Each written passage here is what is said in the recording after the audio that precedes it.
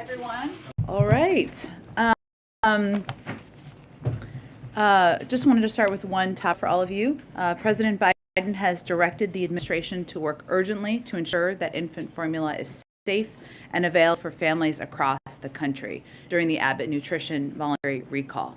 This is work that's been underway. Today, President Biden spoke with retailers and manufacturers, including the CEOs of Walmart, Target, Reckitt, and Gerber, to call on them to do more to help families purchase infant formula. He discussed Reckitt and Gerber's efforts to increase production, which have made up for the loss of production by Abbott, and asked them to identify other ways the administration can help them, on top of the actions being announced today. The conversation with the CEOs of Walmart and Target focused on how they are working to stock shelves, including in rural areas, and any regional disparities they are seeing.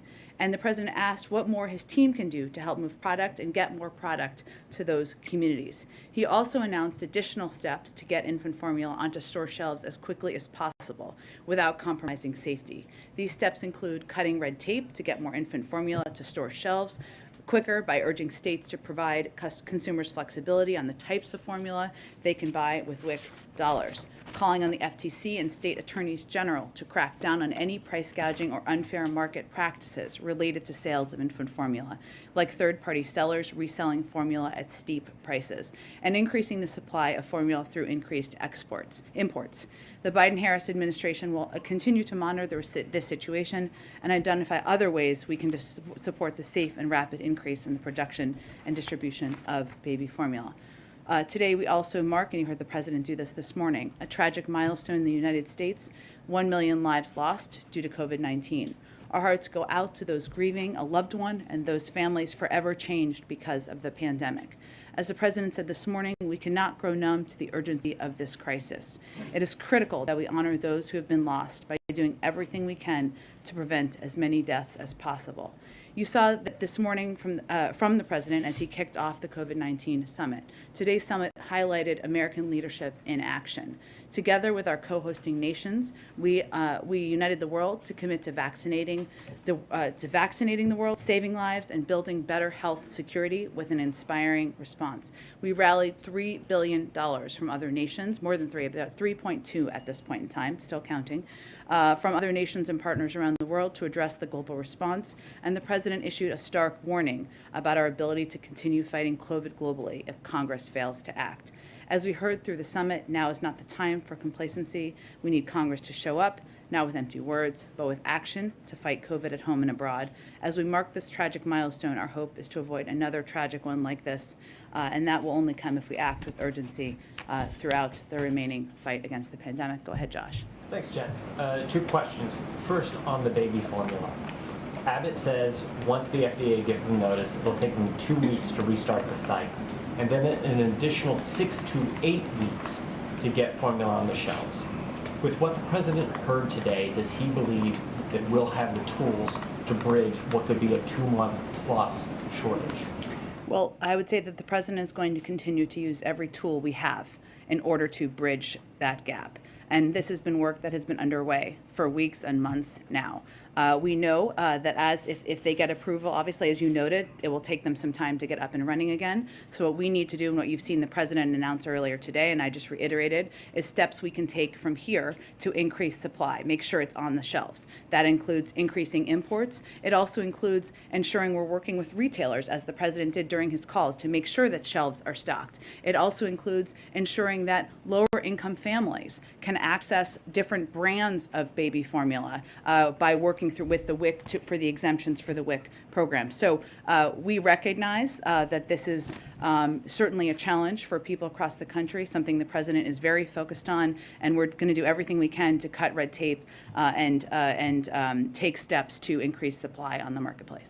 Secondly, AAA is saying, record high nominal gasoline prices again today, but Americans are also seeing news about oil leases and auctions not going forward. What was the administration's thinking on not having those auctions? Well, the Department of Interior, they have put out some comments on this, and what they have made quite clear is that the Cook Inlet cancellation, which you're referring to, was due to a lack of industry interest and the Gulf sales were as a result of delays due to a number of factors, including conflicting court rulings. So those were the two areas where you've seen the pause. But there was not interest. I would note that if we take a step back and look at what is available out there and look at the supply needed, as you noted at the top as part of your question, leasing and production offshore is a lengthier process. It can take up to 10 years to create supply. So let's start there. Secondly, of the more than 10.9 million offshore acres currently under lease, industry is not producing on 8.26 million acres. That's about more than 75% that is non-producing. Of the 24.9 million onshore acres under lease, industry is not producing on 12.3 million acres. That's almost 50%. And there are also over 9,000 onshore permits that have been approved and are waiting to be used onshore. Just to reiterate, while we expect U.S. production is expected to increase by over 1 million barrels a day this year and hit a new record next year. These specific actions were as a result of lack of industry interest and conflicting court rulings. Sort of the bottom line is, on formula, this is a problem. I mean, I think other parents here in the room can probably attest. I myself went to 3 stores this morning, still haven't found what we need. When will parents be able to get the formula they need? What is your best sense of when store shelves will be stocked again? Well, I think it's also important to note that the reason we're here is because the FDA took a step to ensure that babies were taking safe formula. There were babies who died from taking this formula, so they were doing their jobs. We have been working, this administration has been working for weeks now to address in anticipation of where we thought there could be shortages. We have also seen an increase over the last 4 weeks of supply available, which hasn't been an increase over the 4 weeks prior to the recall. That is a good sign. But obviously the steps the president took today are an acknowledgement and a recognition that more needs to be done, that we do not want parents, mothers, families out there to be stressed and worried about feeding their babies. That is why the president today had conversations with the CEOs of Walmart and Target, why he had conversations with Reckitt and Gerber about efforts to increase production, why we're taking steps to ensure that we are making WIC dollars available to a range of other supplies. So we're seeing increases over the last couple of weeks. More needs to be done. We're going to every element of red tape we can cut. We're going to work with manufacturers. We're going to import more to expedite this as quickly as possible. But if you are a parent who's looking for formula right now, struggling to find what you need, do you have even a rough guess of how long these shortages are going to last? What should parents be bracing for here? Well, we've already seen an increase in supply over the past couple of weeks. What we are seeing, which is an enormous problem, is hoarding.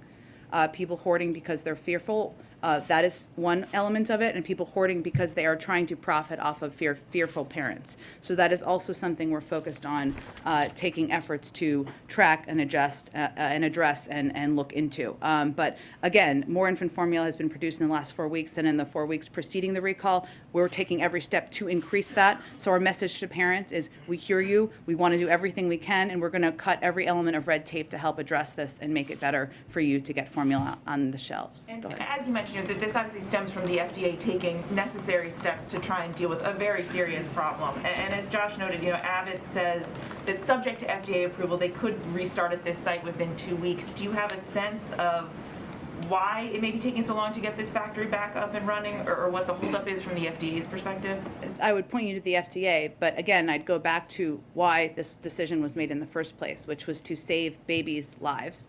And the FDA is not going to approve manufacturing again unless they are certain of the safety. Go ahead. When the president spoke with Philippines President-elect Ferdinand Marcos last night, did they discuss either the dispute with China in the West Philippine Sea or the U.S. court judgments against the president-elect? I'm not aware of those being a part of the discussion, but I can check and see after the briefing if there's more details. Thank you. And then on NATO, if Finland and Sweden are successful in their attempts to join NATO, that would put the U.S. on the hook, again, for military defending those countries, even potentially with nuclear weapons. What benefit is that to U.S. citizens? Well, first let me say that the United States would support a NATO application by Finland and or Sweden should they choose to apply. We, of course, will respect whatever decision they make. Both Finland and Sweden are close and valued defense partners of the United States and of NATO. I would note that even without them being members of NATO, our militaries have worked together for many years. We're confident that we can find ways to work with them, address any concerns either country may have about the period now or whatever is required if they were to join NATO. I would say in terms of how this benefits the American people, I think is sort of what you're asking about. Having a strong NATO alliance, a strong Western alliance, which is a defensive alliance, by the way, is good for our security around the world. And certainly having a strong partnership with a range of countries, including Sweden and Finland, if they decide to join, should be reassuring to the American people about our own security interests. And then finally, when the president visits South Korea next week, does he intend to visit the demilitarized zone? And what's your current assessment of the threat of a North Korean nuclear test? Well, on the first question, we're still finalizing details of the schedule for the trip and what it looks like. Obviously, that is a step that is taken by many who visit the region, but I expect we'll have our National Security Advisor here in the briefing room next week with Karine to preview the trip. In terms of whether we expect a test, the United States assesses that the Democratic People's Republic of Korea could be ready to conduct a test there as early as this month.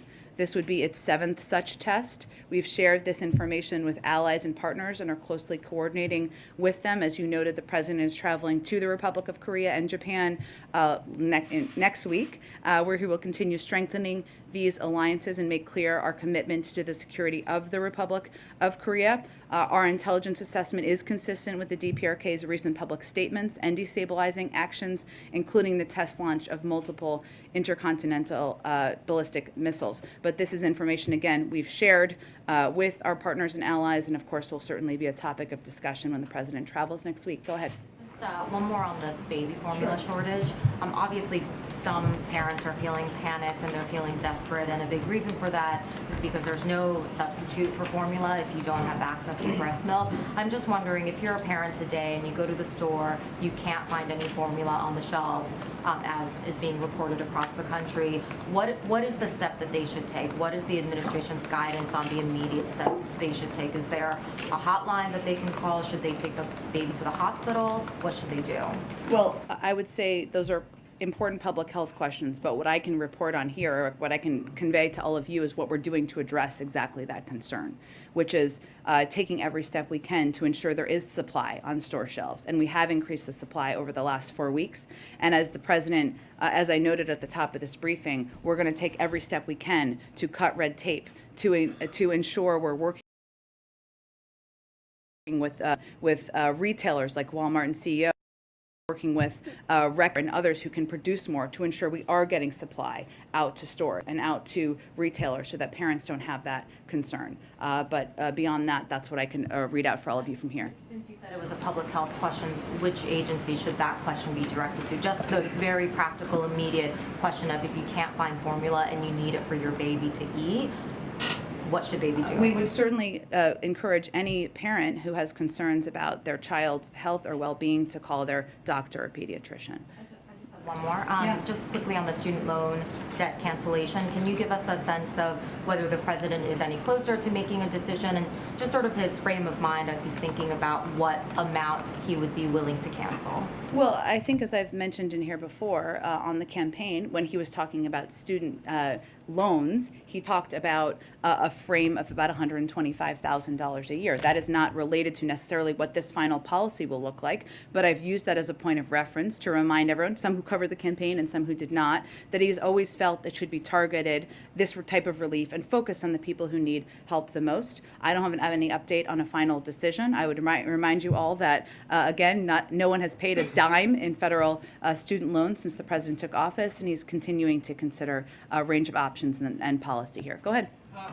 On the formula shortage, just 2 quick ones. You said that this has been something that's been in the works for several months, mostly through the FDA. When was the first time the president was briefed on the shortage? I'm not going to get into internal briefings. He's been made aware of it through the process, and there's been steps. This week? It would have been, yes. Has there been any consideration of using the Defense Production Act? There are a range of options, including that under consideration, Ed, but I would note the issue here is that a manufacturer was taken offline because they did not produce a safe baby formula. So what we're doing here at this point in time is working with other manufacturers who can produce safe baby formula, and we've had success in increasing their productivity over the last 4 weeks, and we're going to continue to work on that. He would have known about this before this week. It wasn't like this suddenly popped up. This has been something the administration has been working on for some time now. On Ukraine, Senator Rand Paul has delayed passage of the aid for Ukraine by insisting a new inspector general be established to track how the taxpayer money is being spent on the war. It's going to delay passage of this probably now until next week. Would the president support establishing some kind of watchdog office to track this? We've asked about this before. It's now a congressional issue. Well, I would say that we agree oversight is critical. That's why the package already includes millions of dollars to support additional oversight measures, including additional funding for existing inspectors general. And we encourage all senators to promptly pass the bill as it stands. We feel what's in there is sufficient. One other thing that was left out of it, at least in the House, was an attempt to legalize the status of tens of thousands of Afghan evacuees brought into the U.S. last year.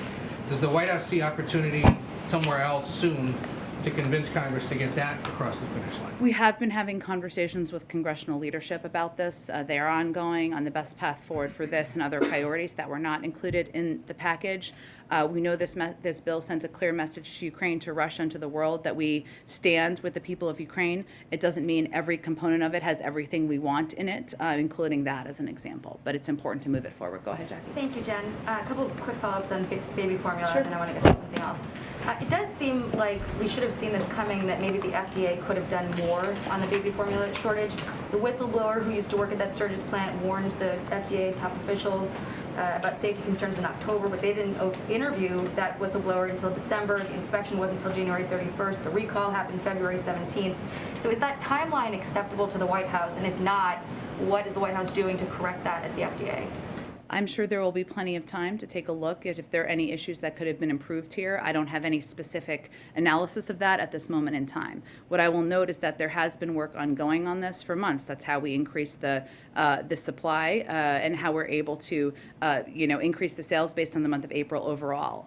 But there's more that needs to be done. Clearly, we don't want any parent to fear about not being able to provide formula to their child. And as I noted at the top, the president is, leaving no stone unturned in addressing this. I didn't see anything in the fact sheet related to possible antitrust concerns. According to one report, 89% of the market's controlled by 4 companies. I know the president has tried to increase competition in other areas where it's consolidated, like meat packing. So is there going to be any call for increased competition in that industry coming from the White House? Jackie, it's a good question. I have not been made aware of that being a concern here, but I'm happy to raise it and see if there's more to tell you.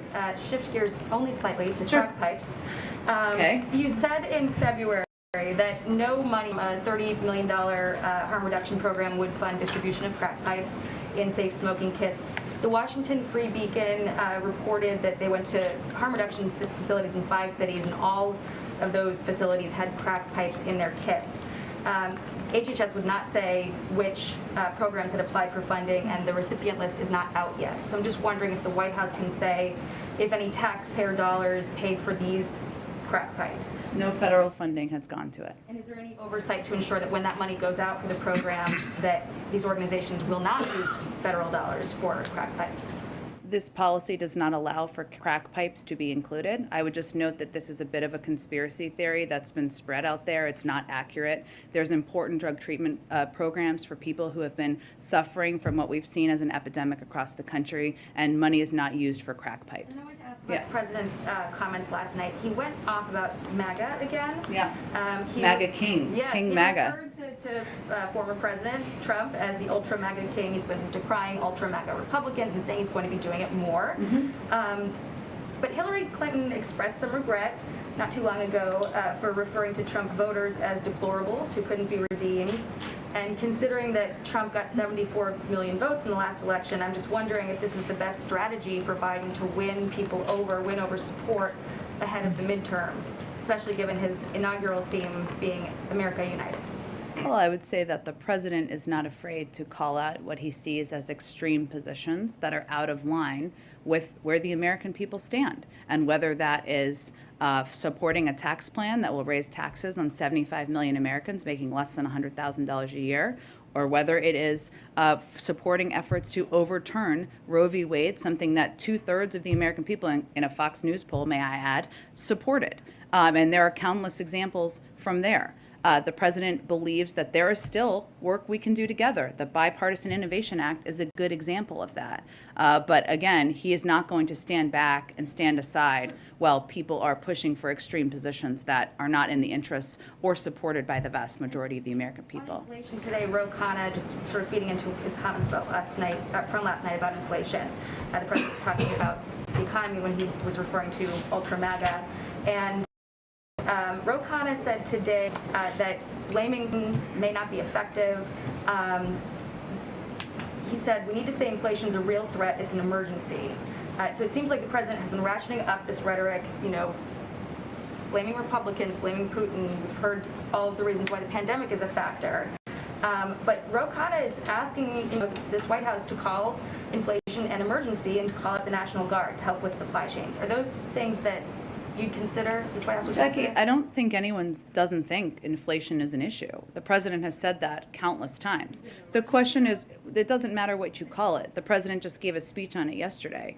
The question is, what is your plan to address it? He laid out a multi-part plan yesterday. He has taken a range of steps, including steps that even announced this week to lower the price of high-speed internet for tens of millions of Americans, to give farmers the tools and resources they need to boost production, to lower the deficit, something that happened on his watch last year, which will help, to release 1 million barrels of oil from the Strategic Petroleum Reserve, to fix the family glitch. What is the plan on the other side? We all recognize it's a problem, but if you open the cupboard door, there's nothing there, and that's the issue. Go ahead. Jen, the flags are flying at half-staff above the White House and at federal locations across the country. Kristen Urquiza, her dad died in June of 2020. You likely know he was in an Arizona hospital. The only person there to hold his hand in the ICU was the nurse. She is now the founder of a group called Marked by COVID. They have about 100,000 members right now. They're advocating for a national day of remembrance, a COVID Memorial Day of sorts. Does the president support a national day of remembrance, a COVID Memorial Day? Well, Peter, I would say that we're still in a fight against COVID, in a battle against COVID. There are still far too many people getting sick, getting hospitalized, and dying. And this is not the last time we will commemorate, or the last step that the president will take to commemorate, but I don't have anything to predict about the future. I imagine the same applies to a COVID monument, right? You don't have any decisions made on that. Those are all important questions, and as the president said before, obviously 1 million lives have been lost. There are a lot of people across this country still in mourning. He recognizes that. We need to continue to commemorate that, but we're still in a fight with the virus. So on this day, 1 million American lives lost, an unimaginable figure only 2+ years ago. At 400, President, then President-elect, and Vice President-elect were there at the Lincoln Memorial, 400 lights, 400,000 lives.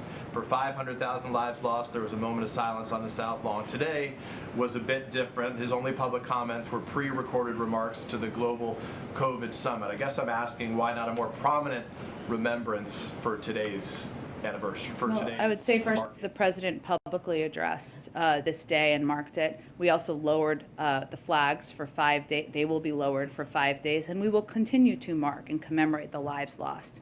What people care about the country, though, most is our action and what actions the president will continue to take. And obviously, since he took office, according to a Yale study, it's estimated we've saved over 2.2 million American lives and $900 billion in healthcare costs. There's more work that needs to be done, more work to fight misinformation, more work to get more people vaccinated, and action is what people care about. People care about transparency, as you indicate as well. So my last question on this topic is, can you help people better understand what data Dr. Ashish Jha was pointing to when he warned that the U.S.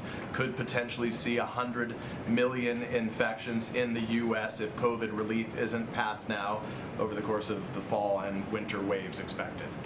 There's a range of studies that are ongoing. Dr. Jha talks to a range of people internally, health experts, and externally, and this is in the range of what they have conveyed to him directly. And I expect there'll be more studies that come out in the coming months. Go ahead. Thanks, Jenna. As you know, North Korea is on lockdown because of a case of COVID there. Just one case. Yeah. Remarkable. Well, the country has previously rejected offers from COVAX for vaccinations. I'm wondering if the White House will launch a renewed push to try to get vaccines to North Korea. Obviously, almost their entire population or their entire population has not been vaccinated. Yeah, you're right. And as you noted, the DPRK has repeatedly refused vaccine donations from COVAX.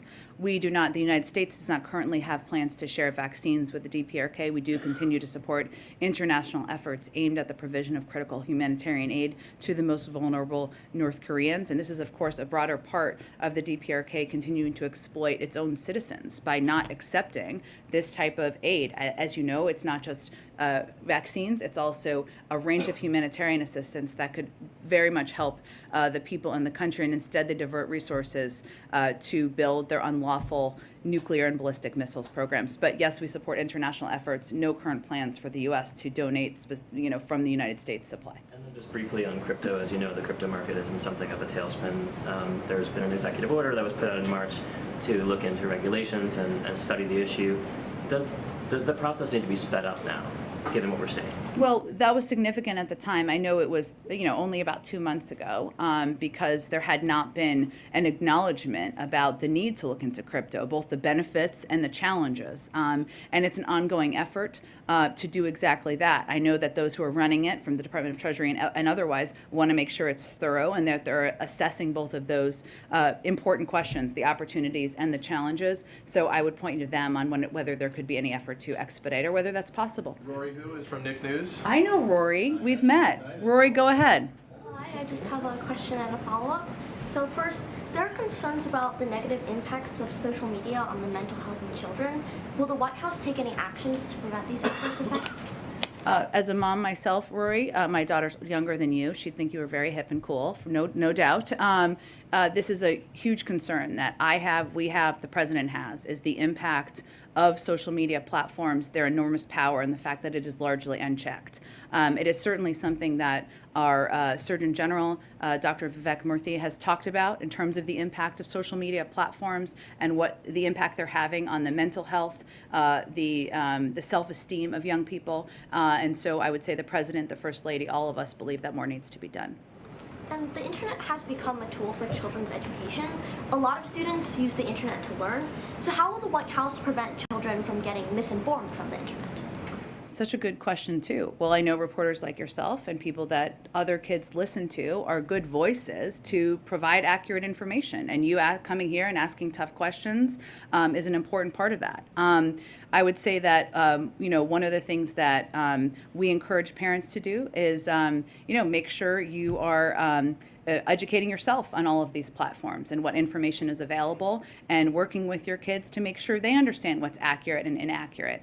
There's certainly steps the government can take, but there's also an ongoing development of new tools, and we as parents need to keep educating ourselves about what's out there so we can make sure our kids have access to good information, informative information. We watch a lot of animal videos in my house. That's all good and positive, and not access to information that's inaccurate, misleading, or problematic.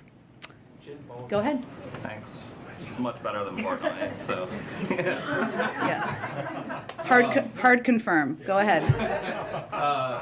Our friends at Reuters reported that there's a new executive order being drafted to give HHS and DOJ new powers to block Chinese access to vulnerable, to Americans' sensitive information. And so I was wondering if you could give a sense of timeline on this, but also the idea that there's been frustration within the administration over some of the slow walking of commerce on rulemaking and investigations, and that may have prompted this action by the president.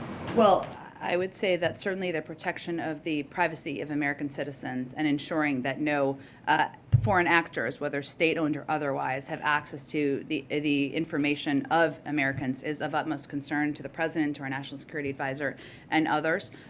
These processes can take some time to develop, to investigate, to finalize. It's not a surprise if there is a frustration by anyone who's a part of that process, but I can't speak to that from here. But I can tell you certainly ensuring we are protecting Americans' privacy is of utmost concern to the president. A minister in the Bolsonaro government said that he may skip the Summit of the Americas coming up because he wants to campaign. If he's not going, Mexico says that they may not go because Venezuela, Cuba, Nicaragua may not be invited. Are we reaching a point where this summit may no longer be successful because so many key leaders in the hemisphere, even though one's obviously the president's head, key disagreements with won't be attending. Well, no invitations have gone out for the summit. So that is obviously something that will happen in short order, given the summit is coming up in June. I would note that Secretary of State Tony Blinken spoke today with his counterparts and reiterated not only his appreciation for the continued collaboration we have with Mexico, but also noted that Special Advisor for the Summit of the Americas, Christopher Dodd, will travel to Mexico later this month to further discuss preparations for the summit. So these conversations are ongoing. Obviously, important questions about what the final invitation list will look like. We are certainly eager to host the summit, something that is our highest priority for the hemisphere, and it would be an important opportunity to talk about a range of issues, including democracy, including climate goals, including the COVID-19 response, and addressing the root causes of migration. So we are fully planning and moving forward, but no final decisions about the invites have been made yet. And then the last one, there was a report earlier this week that the president may be meeting with or speaking to the King of Jordan. Obviously, also, I think we asked last week about this possibility of a regional summit in Israel, so I'm wondering if you could confirm either of those things, and specifically on the last point, whether Saudi Arabia is being weighed as a participant in that summit. Oil production, obviously, a kind of primary concern for many Americans. Yes. Right now. Okay. First, yes, he will be meeting with the King of Jordan. I can get you the details of that after the briefing. And on the second part of your question, I think you're referring to what his travel might look like in June around the other summits. We're still finalizing what that looks like. There have been good questions about whether or not he will go to Israel, given he has committed to Prime Minister or accepted the invitation of Prime Minister Bennett. But that trip, we're not quite there yet. We're still finalizing the next trip. We have had senior members of the national security team travel to Saudi Arabia to talk about a range of issues, including regional cooperation, obviously the war in Yemen, and supply on the global marketplace. But I don't have anything to predict in terms of an upcoming visit by the president. Go ahead. Back on infant formula, Senator Gillibrand in an interview with NPR said that this is a life or death issue and that the other companies aren't stepping up, they aren't producing as much formula as they should or could be, and that she's going to ask the president to invoke the Defense Production Act on this. Is that the kind of request that will be entertained? Yes, we're exploring every option. I think when you look at the Defense Production Act, you have to ensure that it would actually achieve what you're trying to achieve. And so we're also looking at that as well. And we have been working, this is one of the reasons, obviously, the president called CEOs today of some of these vital companies to determine what more can be done. Because we know that with one major supplier having part of their supply off the marketplace, one of the easiest and fastest ways to address that is to increase supply from some of the other suppliers, and also to import more, which is a step we're working to take as well. They didn't happen to ask him to invoke the Defense Production Act, did they? I'm not aware of that being a specific ask from them. I can see if there's more to read out from the calls as well. Okay, and just quickly on the COVID deaths, going back to the group marked by COVID, they're also asking the president to meet with people who've lost loved ones, to, express his empathy and also sort of feel what they're feeling. When is the last time he met with the loved ones of people who've died from COVID, and would he consider such a meeting? He certainly would, and I think even people who may not like the president probably would not question his level of empathy and compassion for people who have lost loved ones, and certainly addressing and talking about that impact is something you hear him do nearly every time he talks about COVID. He certainly would be open to doing that. I don't have anything to predict in terms of the future schedule, but yes, go ahead. Jen, some of the steps, at least two of them announced today on infant formula, seem like things that could have been announced steps that could have been taken earlier, and any woman following this on any mom's list or whatever has known of rumblings of this crisis since nearly the plant shut down in February. Why did it take so long to announce the steps you announced today? Well, again, some of these steps we've been working on just because we haven't been announcing them publicly, including increasing supply and working with producers and suppliers. Some of the challenges we're also seeing, let me just note it, and I noted this a little bit earlier, is this hoarding issue. And we have been calling on retailers to impose purchasing limits to prevent the possibility of hoarding, because we know that is an issue.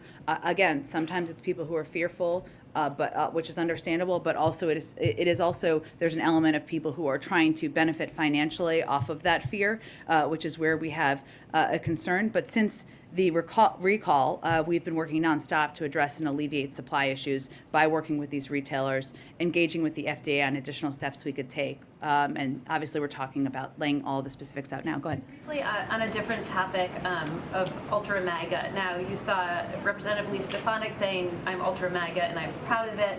Former Trump super PAC blasted out a t-shirt of him as an Ultra MAGA Superman. He, on his own Twitter alternative platform, released a meme of him as the Ultra MAGA king. I guess I'm curious what the administration makes of Republicans and the former president sort of co-opting this and elevating what President Biden clearly intended as a pejorative. Well, I think if that means that the individuals you mentioned are embracing their opposition to a woman's right to make choices about her own health care, if they're embracing a plan that will raise taxes on 75 million Americans, if they're embracing the importance of fighting Mickey Mouse over virtually any other issue, I guess that's their platform. Good for them. We're happy to have a debate about that. Go ahead.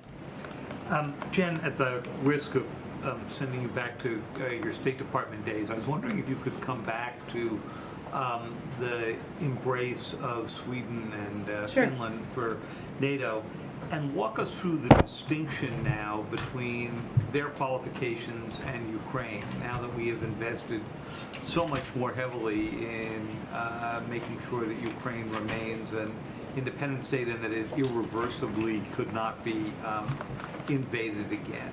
Well, I would leave that to my NATO spokesperson colleague to speak to. What I would say, David, is that what we support is a NATO application by Finland or Sweden, should they choose to apply. We know that they have been close and valued defense partners. There are a range of requirements I'm sure my NATO counterparts could speak to, including addressing a range of issues like corruption and how you would participate in the defense of the collective NATO alliance. But I will let them to speak to that. We of course support the NATO's open door policy and the aspirations of any country to apply to join. But I think this speaks to our long-standing relationship and military partnerships with Finland and Sweden. So you're saying that for Finland and Sweden, you're supporting their application, their right to apply, but you're not embracing yet whether or not you would actually... We would support a NATO application by Finland and Sweden, yes. Okay. And then take that the next step for us, if you can, which is to say that you've heard what the Russians how they've reacted to this. Given the debate that took place back in the 15, 20 years ago about expanding NATO and the president's concerns at that time, does he think that expanding it again just risks further provocation here? And is the benefit at this point of having them in the alliance greater than the risk of the provocation? Well, I would just like to quote the president of Finland and what he said, which I don't think I could state it better in response to this question, which is, as it relates to Russia, you caused this, look at the mirror. You know, that is, NATO is a defensive alliance, it's not an offensive alliance. Both Finland and Sweden are close and valued defense partners of the United States and NATO. They're thriving democracies. They've worked closely with NATO for years. There's no aggressive intent from NATO, from the United States, from Finland or Sweden. Obviously, they can speak for themselves, to Russia. But again, this is President Putin who caused this. Look at the mirror. And I think that also probably is the reason for what you've seen as public support for joining NATO increase in these countries as well. Go ahead. Thanks, Jen. One on the COVID summit, and then if I can, a follow-up. Sure. What Tam was asking about the DPA. During the summit today, did the U.S. hear any concerns from other countries about the delay in securing U.S. funding for the global effort, or that there's a potential that that funding will not come through if Congress doesn't move forward on it? I don't have a thorough readout on it to point you to other countries to speak to what they did or didn't express. I would note that the Vice President, in her comments, specifically highlighted the need to get additional funding, including the $5 billion that is for international COVID relief, which is part of the 22.5 we requested. And she did that because there's a recognition, acknowledgement that we want to continue to be part of this effort, to continue to lead this effort. And without that funding, we won't be as well positioned. I would note that what is a success from this summit is, of course, the fact that we have been able to put together $3.2 billion in contributions from a range of countries attending to this global effort, and that is was part of the purpose to ensure that we were elevating this, working together, coordinating, to prevent complacency, to prevent deaths, to prevent and plan for future variants. And that kind of money from other countries is an important step forward. And to follow up on the DPA question, obviously baby formula is a very specific product, but is there a lesson that can be learned from the COVID supplies of PPE and vaccines and scaling up production that the administration could apply to this situation right now? That's a very good question, Karen. I think one of the challenges in the cycle of the supplies here is that companies are going to produce what the market needs, right? And if you look at things like tests or masks, back in the fall, remember, we had a shortage of tests. The summer, we had an abundance of tests to the point where companies were shutting down manufacturing. So the challenge is that it's about what the demand is in the marketplace. And obviously now there's high demand because there's a shortage because of this recall, which was done again to save babies' lives. And clearly our efforts and focus now is on increasing supply from other suppliers and importing more so that we can meet the current demand and needs now. Go ahead. Thank you so much. Another one on baby formula. There are families with babies who are sick and relying on specialty mix that I understand are only manufactured in this plant that is offline now. So what's the plan for those families? I addressed this a little bit yesterday or the day before, I guess it was the day before, which is part of our effort is to ensure and work with other suppliers who make baby formula who can meet the same needs of children who have special needs or who have specific needs for what formula they can take to ensure that supply is on the marketplace as well.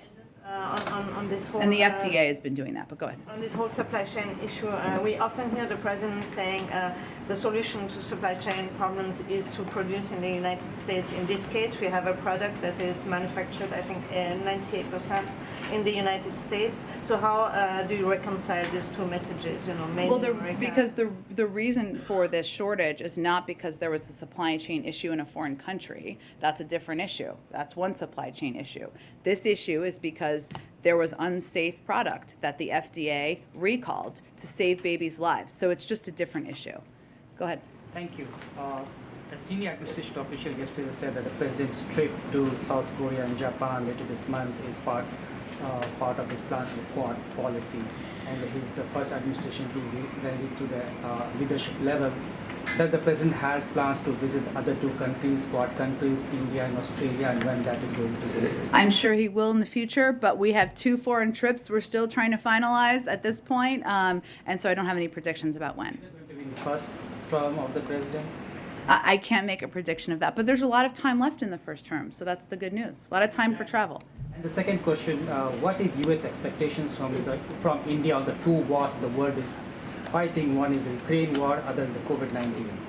Well, we continue to remain in close touch with India about our efforts to rally the world to stand up against Russian aggression. That means implementing and abiding by sanctions that have been put in place. And as you know, Dilip took a trip, our Deputy National Security Advisor took a trip just a few weeks ago there to have a conversation about that. We continue to encourage countries to speak out about Russian aggression. And obviously on COVID-19, we've been an important partner with India in providing supply and vaccines and needs in their times of need over the course of the last 15 months, and certainly we'll continue to work with them on that. Go ahead. Thanks, Fran. One on Finland, one on Israel. When Russia threatened military technical means against Ukraine many months ago, you were sounding the alarm bells. You were giving very specific projections as to what the Russians were going to do. They've invoked that term again after Finland's announcement. What do you make of it? What are your concerns about Russia's response to this? About Russia's Finnish application for NATO membership? Well, I would say that the facts are important here, which is that NATO is a defensive alliance. NATO has no aggressive intent against Russia, nor does the United States, nor do Finland and Sweden. We have all long supported, before the invasion, after the invasion, the open door policy, and certainly given Finland and Sweden have long-standing important partnerships with the United States, with NATO countries. They're long-standing democracies. That's why we support their application. But beyond that, I think it's important to note what the facts are here, which is that there's no aggressive intent at all. On the killing of Shireen Abu Akleh in Jenin, you called for an investigation, a swift investigation. I guess the question is, what kind of investigation? The Israelis have extended an offer for the Palestinians to participate in a joint investigation. Should they be accepting that offer? And they've also asked for U.S. oversight over some examination of, for example, the bullet that killed Shireen. What have you responded to that offer? What would you like to see? Well, we understand that both Israel and the Palestinian Authority are already conducting investigations into the circumstances of killing. We encourage both parties to do so thoroughly and transparently and to share their findings to ensure that all evidence in this case is available and fully assessed. We stand ready to assist either party in any way that we can. Neither side has asked for our assistance at this time, and such a request would be required in order for us to do so. Go ahead. So as part of this ultra MAGA rollout, the president has talked a lot about sort of what he thinks the Republican Party now stands for. He's also, thrown out some tough language, saying they were petty and mean-spirited and cowering to former President Trump.